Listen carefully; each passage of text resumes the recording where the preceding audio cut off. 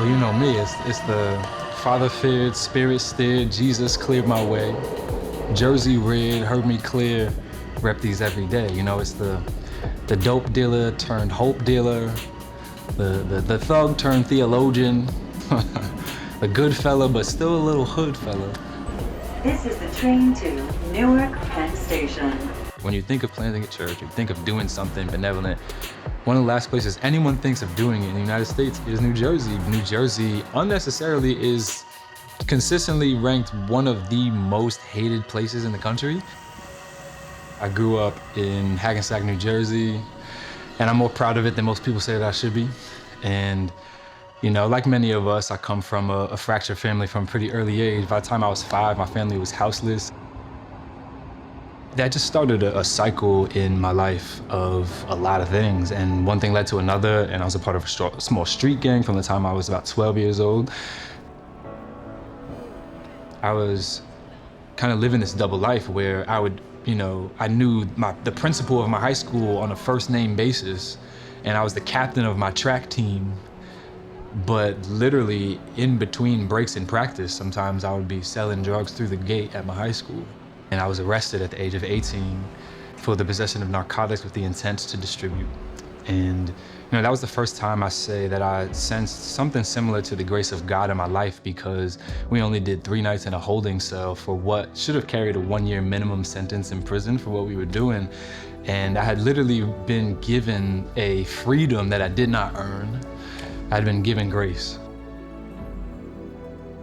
I started grasping for something. I didn't know quite what I needed, but I knew I needed a change. A few weeks had passed, and then I walked into this church in Englewood, New Jersey, and the preaching just rocked me in a different way than I think it had ever hit me before. And I remember responding to an altar call that day.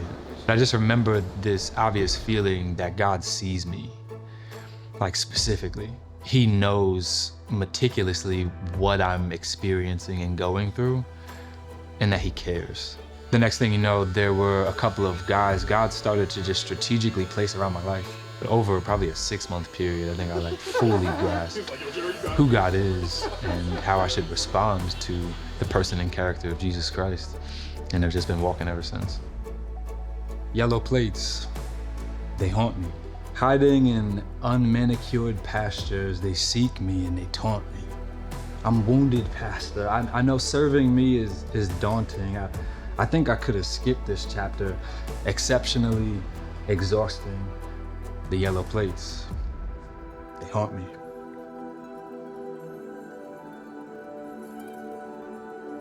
I had gotten a job at Monday.com.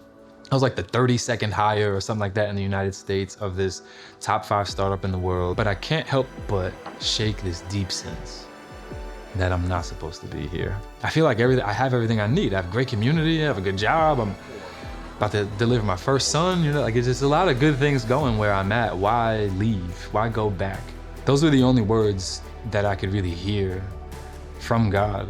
It seemed like for a whole season of my walk was just go home. My mentor, brother, lead pastor, Jordan Rice, had an executive director role open. And the whole time I thought maybe I should apply to it, but I didn't want to. And I finally did.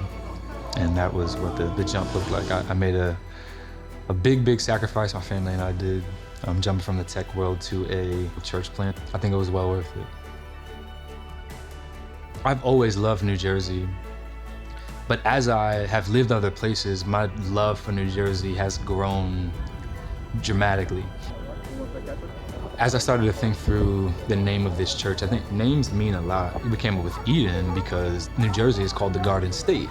The biblical side of it is that obviously we have the Garden of Eden, and we believe that God has an Edenic vision for the world, right? So then we got the Garden of Eden, the Garden State, and so I thought it would be really, really good and relatable to start a community called Eden that worships Jesus, to help people really learn what Eden actually is. I believe that Jesus reigns here, and I just think it's time for other spirits to realize that.